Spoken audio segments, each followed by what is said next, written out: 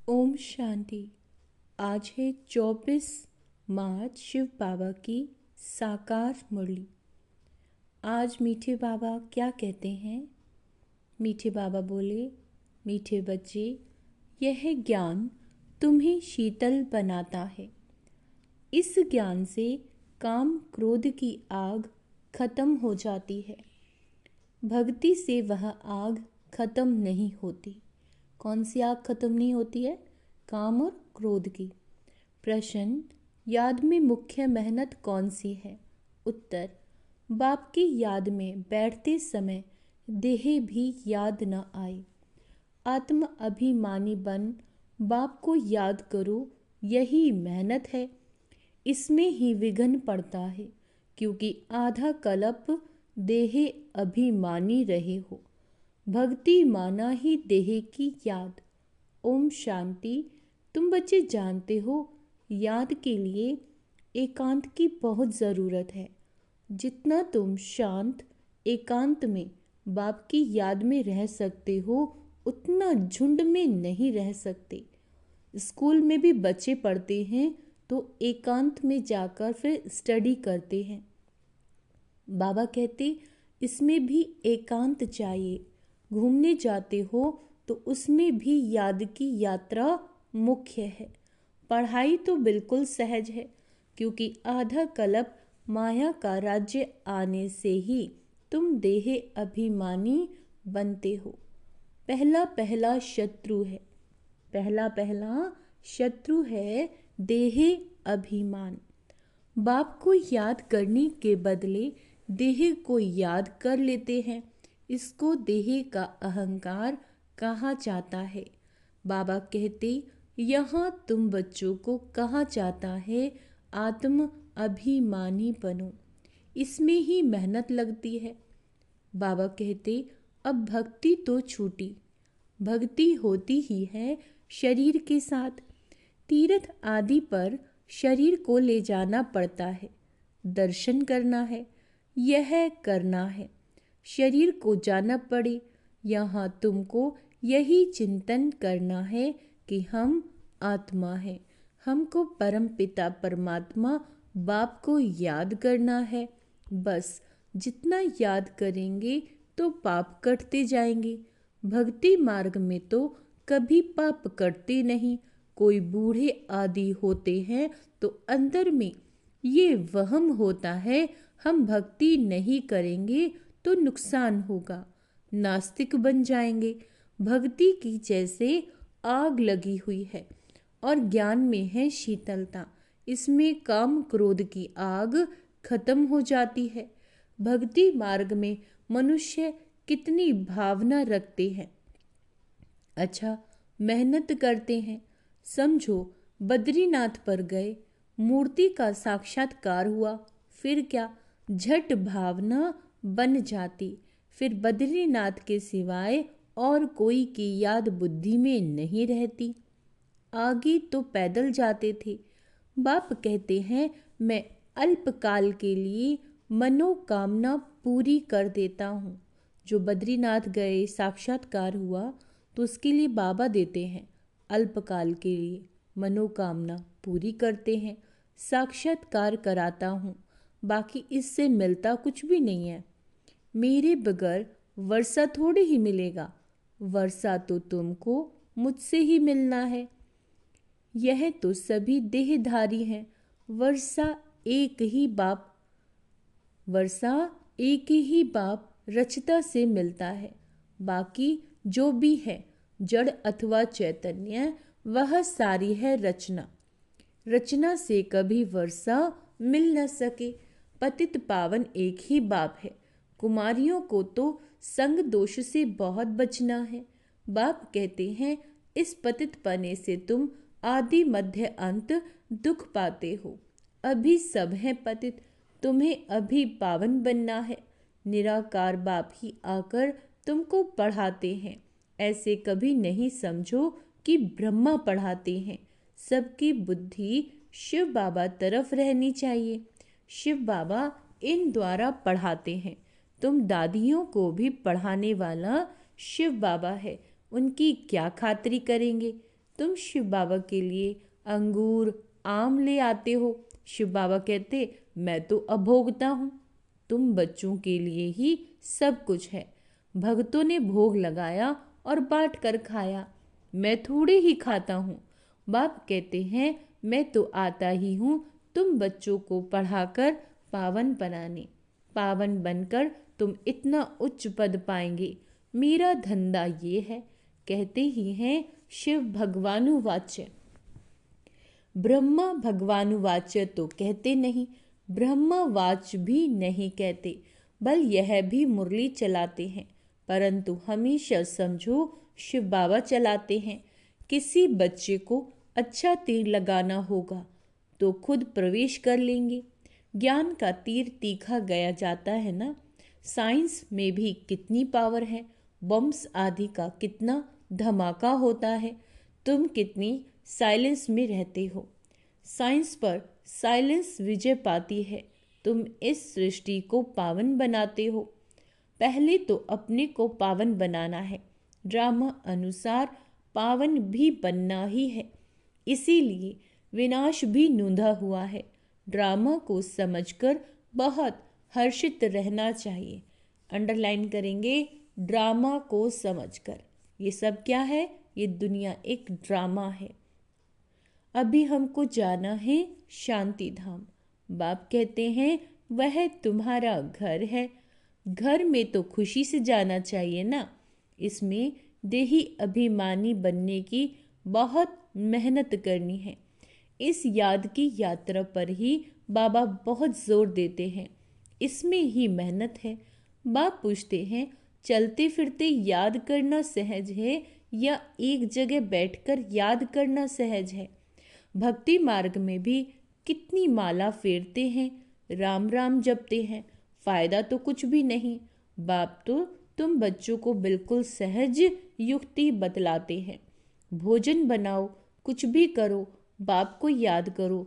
भक्ति मार्ग में श्रीनाथ द्वारे में बाबा कहते भोग बनाते हैं, मुख को पट्टी बांध देते हैं, जरा भी आवाज ना हो। वो है भक्ति मार्ग। तुमको तो बाप को याद करना है। वो लोग इतना भोग लगाते हैं, फिर वह कोई खाते थोड़ी हैं। पंडित लोगों के कुटुंब होते हैं, वह खाते हैं। तुम यहाँ जानते हो हमको शिव बाबा पढ़ाते हैं। अच्छा, भक्ति मार्ग में थोड़े ही ये समझते हैं कि हमको शिव बाबा पढ़ाते हैं।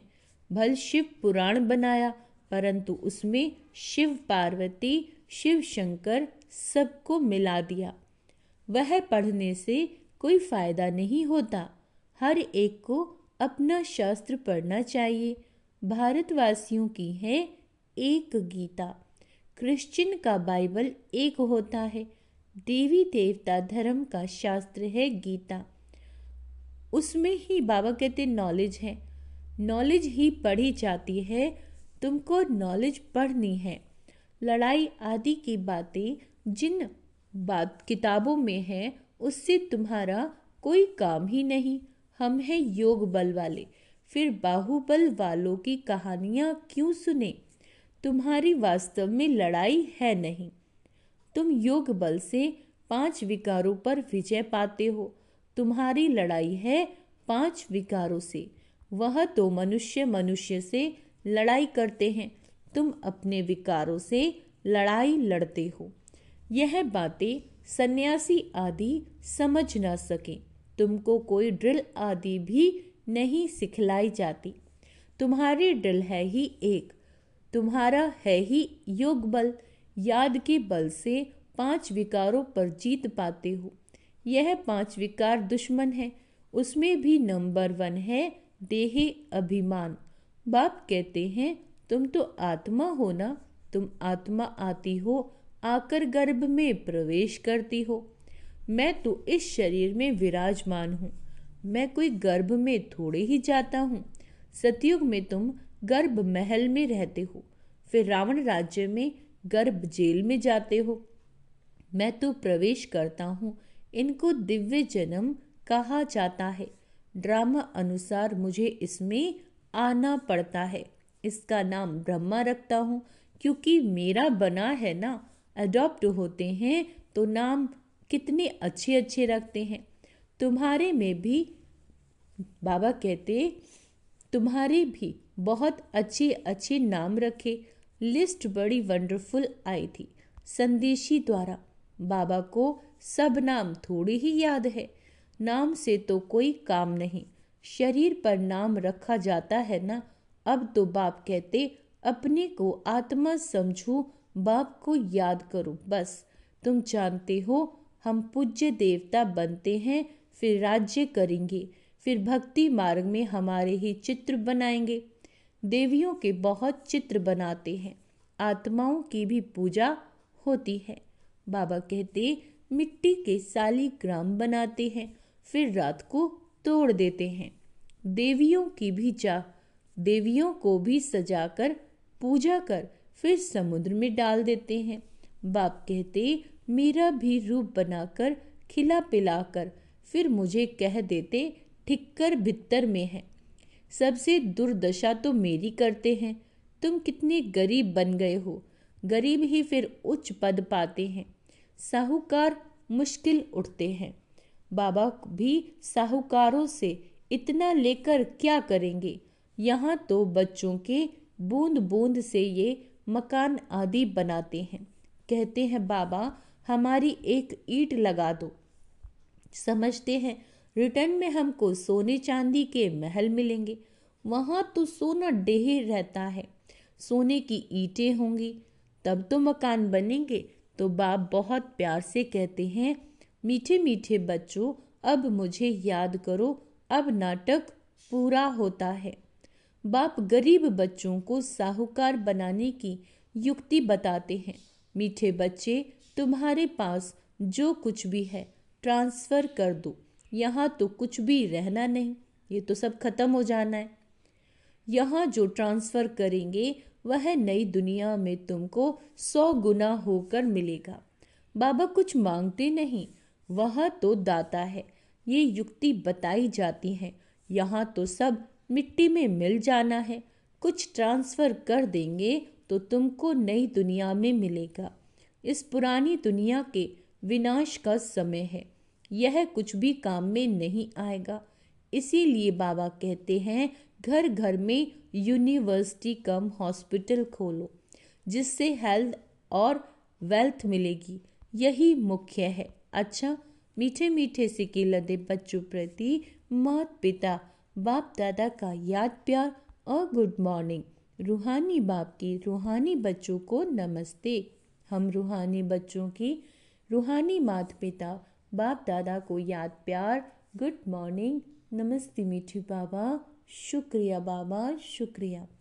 रात्रि क्लास है 12/3/1968। इस समय तुम गरीब साधारण माताएं पुरुषार्थ करके उच्च पद पा लेती हो। यज्ञ में मदद आदि भी माताएं बहुत करती हैं। पुरुष बहुत थोड़े हैं जो मददगार बनते हैं। माताओं को वारिस बने का नशा नहीं रहता। वह बीज बोती रहती, अपना जीवन बनाती रहती। तुम्हारा ज्ञान है यथार्थ, बाकी है भक्ति। रूहानी बाप ही आकर ज्ञान देते हैं। बाप को समझे तो बाप से वर्षा जरूर लेवें। तुमको बाप पुरुषार्थ कराते रहते हैं, समझाते रहते हैं, टाइम वेस्ट मत करो। बाप जानते हैं कोई अच्छे पुरुषार्थी हैं, कोई मीडियम, कोई थर्ड। बाबा से पूछे तो बाबा झट बता दें तुम फर्स्ट हो या सेकंड हो या थर्ड हो। किसी को ज्ञान नहीं देते हो तो थर्ड क्लास ठहरे। सबूत नहीं देते तो बाबा ज़रूर कहेंगे ना। भगवान आकर जो ज्ञान सिखलाते हैं वो फिर प्राय लोप हो जाता है। ये किसी को भी पता नहीं। ड्रामा के प्लान अनुसार ये भक्ति मार्ग है। इनसे कोई मुझे प्राप्त कर नहीं सकता। सतयुग में कोई जा नहीं सकता। अभी तुम बच्चे पुरुषार्थ कर रहे हो, कल्प पहले मिसर। जितना जिसने पुरुषार्थ किया है उतना करते रहते हैं। बाप समझ सकते हैं अपना कल्याण कौन कर रहे हैं। बाप तो कहेंगे रोज इन लक्ष्मी नारायण के चित्र के आगे आकर बैठो। बाबा आपकी श्रीमत पर यह वर्षा हम ज़रूर लेंगे। आप सामान बनाने की सर्विस का शौक ज़रूर चाहिए। सेंटर्स वालों को भी लिखता हूँ, इतने वर्ष पढ़े हो, किसी को पढ़ा नहीं सकते हो तो बाकी पढ़े क्या हो। बच्चों की उन्नति तो करनी चाहिए ना। बुद्धि में सारा दिन सर्विस के ख्याल चलने चाहिए। तुम वानप्रस्थी हो ना, वानप्रस्थियों के भी आश्रम होते हैं।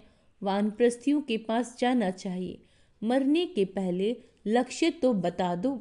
वाणी से परे तुम्हारी आत्मा जाएगी कैसे? पतित आत्मा तो जा न सके, है ना। भगवानुवाच्य, मामे कम याद करो। मामे कम याद करो तो तुम वानप्रस्थ में चले जाएंगे। बनारस में भी सर्विस ढेर है। बहुत साधु लोग काशीवास के लिए वहाँ रहते हैं। सारा दिन कहते रहते हैं, शिव काशी विश्वनाथ गंगा। तुम्हारे अंदर में सदैव खुशी की ताली बजती रहनी चाहिए। स्टूडेंट होना, सर्विस भी करते हैं, पढ़ते भी हैं। बाप को याद करना है, वर्षा लेना है। हम अब शिव बाबा के पास जाते हैं। यह मन मनाभव है, परंतु बहुतों को याद रहती नहीं है। जुगमुई जुगमुई करते रहते हैं। मूल बात है याद की। याद ही खुशी में लाएगी। सभी चाहते तो हैं कि विश्व में शांति हो। बाबा भी कहते हैं, उन्हें समझाओ कि विश्व में शांति अब स्थापन हो रही है। इसीलिए बाबा लक्ष्मी नारायण के चित्र को जायज़ी महत्व देते हैं। बोलो ये दुनिया स्थापन हो रही है, जहाँ सुख शांति पवित्रता सब था। सभी कहते हैं विश्व में शांति हो। प्राइज भी बहुतों को मिलती रहेगी। वर्ल्ड में पीस स्थापन करने वाला तो मालिक होगा ना। इन्हों के राज्य में विश्व में शांति थी। एक भाषा, एक राज्य, एक धर्म था। बाकी सभी आत्माएं निराकारी दुनिया में थी। ऐसी दुनिया किसने स्थापन की थी? पीस किसने स्थापन की थी? फॉरेनर्स भी समझेंगे यह पैराडाइज था, इन्हों का राज्य था। वर्ल्ड में पीस तो अब स्थापन हो रही है। बाबा ने समझाया था, प्रभात फेरी में भी ये लक्ष्मी नारायण का चित्र निकालो, जो सभी के कानों में आवाज़ पड़ी कि यह राज्य स्थापन हो रहा है। नरक का विनाश सामने खड़ा है।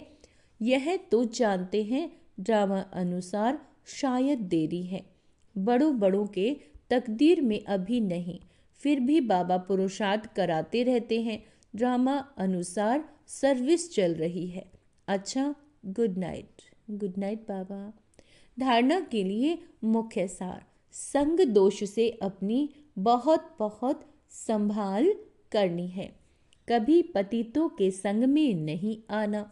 साइलेंस बल से इस सृष्टि को पावन बनाने की सेवा करनी है। साइलेंस बल से ड्रामा को अच्छी तरह समझकर हर्षित रहना है।